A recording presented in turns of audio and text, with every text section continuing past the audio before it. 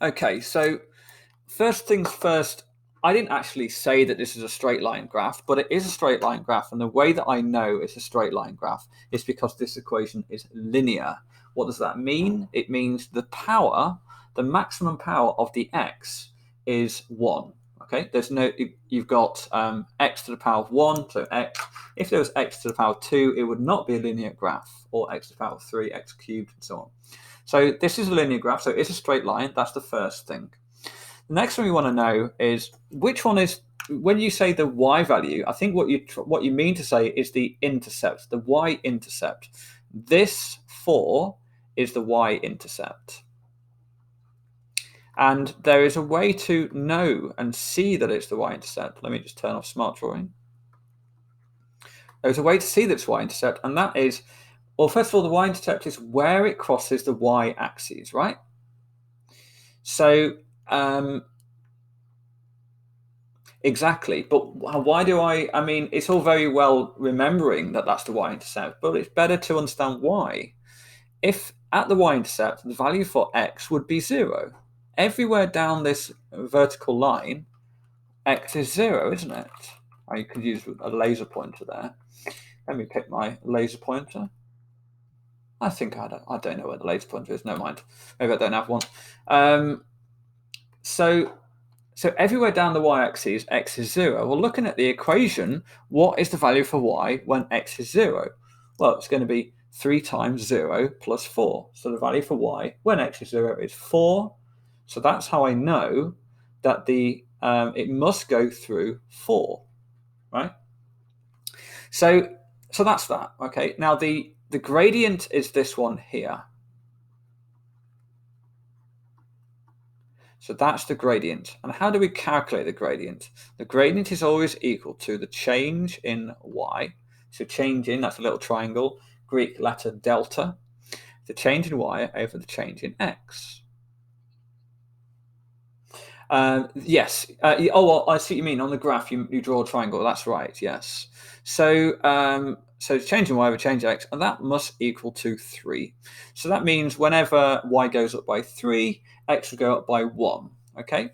So let's draw a line, and then I should be able to move it around afterwards. So we want to go through the 4, and we want to. It's going to be quite steep.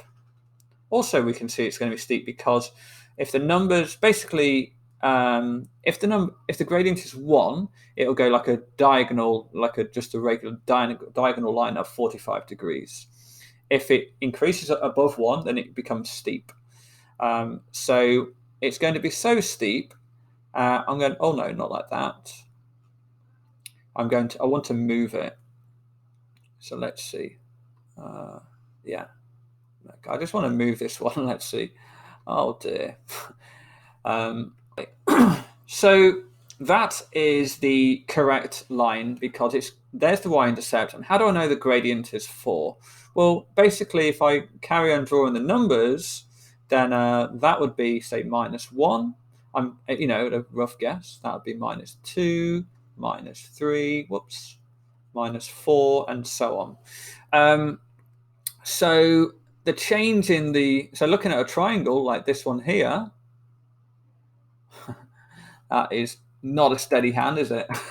But let's do a small. Well, yeah, that triangle there. Then the change is going to be the change over at that point there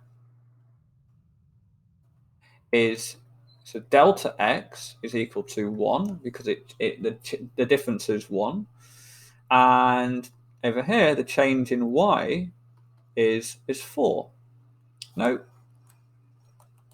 Oh yeah, it's supposed to be changing y is 3, isn't it? So let's get this right. Okay. So by rearranging the equation up here, that delta y over delta x is 3, then delta x is going to be delta y divided by 3. So delta x is going to be 4 over 3, which is 1 1/3. So you'd probably want to move it to about there and then move it so it intersects the y-axis.